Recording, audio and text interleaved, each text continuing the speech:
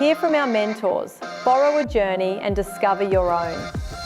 This is the TUC Homegrown Project, our EduVenture Human Library series. Today we are joined by Alex Cudlin of Aussie Bike or Hike. Alex will share with us some of the stories from his journey and the skills he has used to get to where he is today. Good morning, Alex. Thanks for joining us today. We've got Alex from Aussie Bike or Hike coming to speak to us for our human library today. So thanks for coming along. Thanks for having me. Excellent. Alex, can you tell us a little bit about what your professional life looks like today? Yeah, my professional life's chaotic, I would say. I specialise in, I started an adventure tour company many years ago. And so, I'm busy on the phone or travelling around the world running these adventures. We specialise in motorcycle tours, bicycle tours and hiking tours all around the place. And, it's chaotic. Sometimes I'm on the phone to maybe one of our international partners or tour agents over there, and then the next minute I'm trekking across a trail somewhere, So, it changes every day, but it's busy, but I love it.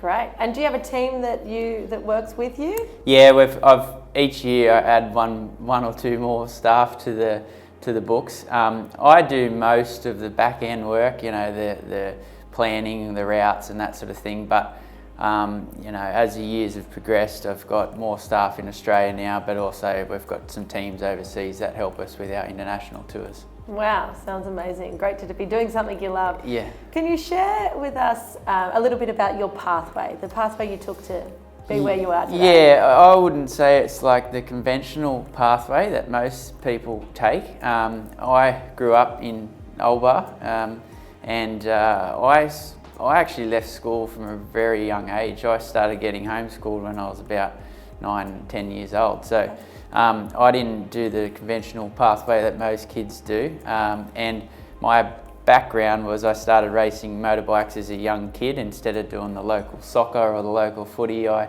did the local motorbike racing, and that turned from a bit of fun into a profession for me. At the young age I started in state championship stuff and then Australian level stuff.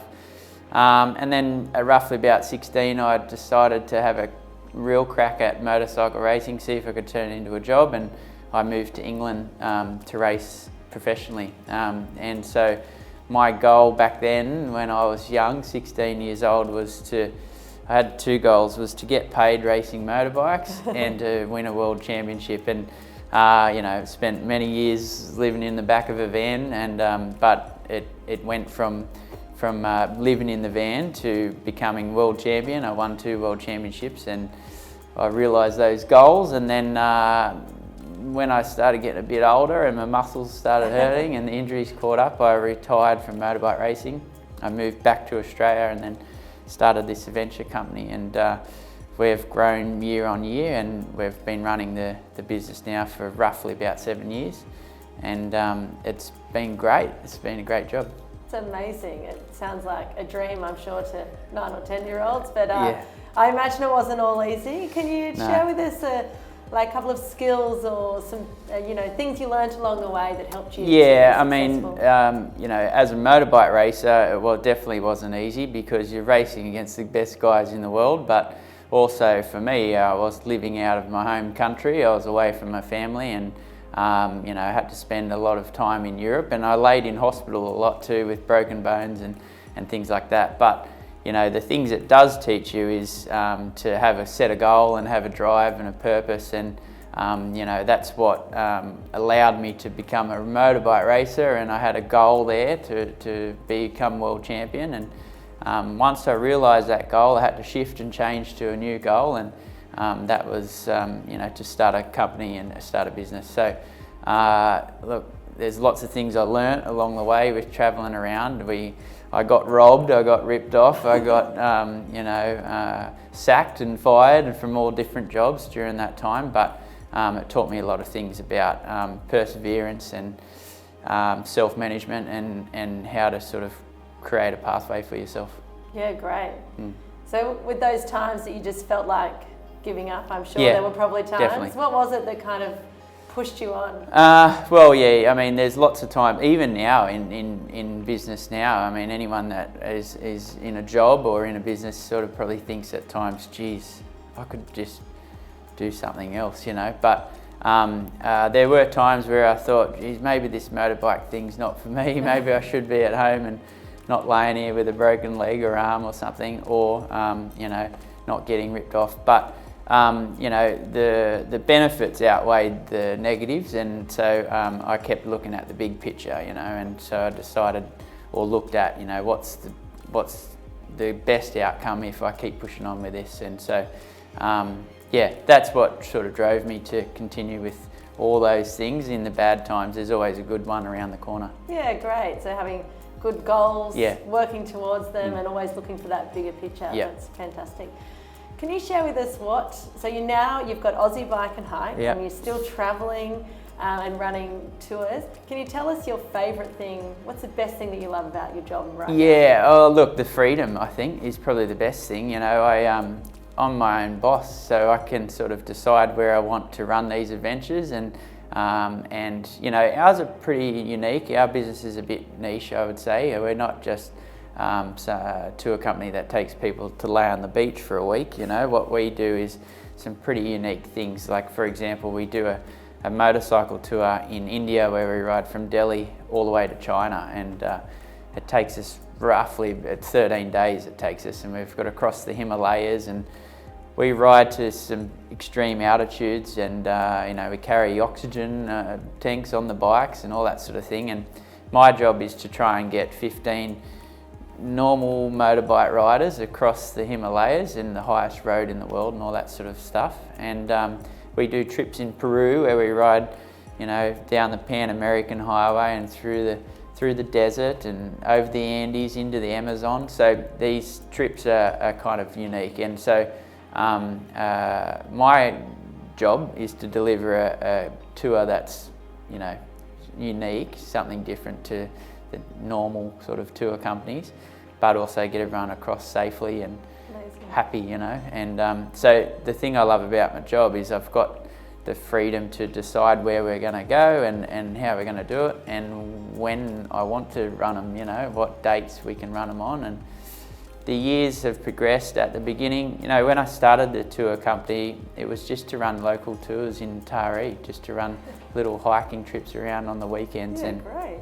Now we operate in about, you know, 10 different countries around the world, and I have probably 20 tours a year on, and so it's growing each year, and I love it. It's a great job. It sounds amazing. All the adventure sounds incredible. Yeah. Can you share a little bit about, obviously, you're a skilled motorbike rider. What about the business side of it? Because have you done training in business, or did you learn yourself to start a company? To be honest, no. I haven't got a degree in tourism or marketing or anything like that. But what I did have is I had a lot of street, I was taught on the street kind of thing, you know. As a motorbike racer for many years, I had to deal with sponsors, and I had to deal with negotiating contracts with teams and all that sort of thing. And purposely, I never had a manager as a motorbike racer. I did all my own management, and I dealt with all the sponsors myself, and negotiated my contracts with the teams. And so what I learnt was a good way was how to sell yourself, how to sell a picture to someone. And so that's what allowed me to run this business. But I never actually got a degree in anything, you know. Okay. And like I said, I left school at a young age, but I had a lot of street education, I suppose. That sounds a bit gangster, doesn't it? But had some street education which helped me to where I am now. Yeah. Yeah, that's great. So you learn all those, lots of business skills. There's more to motorbike riding than just riding the motorbike. Yeah, but I got to say, I'm no expert at business either. I'm working it out as I go, you know. And I also ask people that are experts in the business. You know, you've got a lot of great business people in this area that are highly successful in their own areas, and so, you know, I've asked a lot of local people, the local accountant or the local digital marketing guy and all those kind of places, just pick their brains, you know, and so that has helped me a lot as well. Great, we're lucky we live in such a great community, aren't we? So you said your favourite thing about your work was your flexibility. Yeah. What does that tell us about like your values now? Yeah, I mean, look, my values are I had a purpose from a young age, and I had a passion, and I was able to sort of see out those things. But I would say to anyone, you know, just you got to have a go. You got to have a crack. You know, if you want to take that job on, or you're interested in that industry, you need to sort of kick down the doors and find out, you know, how you go about it. And that goes with anything, sports or business or friendships or relationships, anything like that. You've got to have the courage, I suppose, and not sort of really worry about what other people think. Have a little go and see where it ends up. Excellent, because that's led me perfectly on to my final question, which is, what advice would you give yourself back if you were back in year 9 now, or year, early high schools? What would be one piece of advice you would give? Yeah, look, I would say have a go. You know, you're not weird. You're different, and you've got to take on that challenge. And if you see a picture that your friends say, "Oh, geez, I wouldn't do that. That doesn't sound. I wouldn't do that as a career." If you want to do it, have a go at it. And you know, the worst that can happen is be where you are now. But if it opens the doors and it's something you want to do and chase that goal, then obviously you can live a pretty happy life. Excellent, fantastic. Thank you so No worries. much. I've got so many questions I'd love to ask you about your tours, but for another time. Yeah. Thanks so much, Alex. Really appreciate you coming. Thanks for coming. Thank you. Thank you.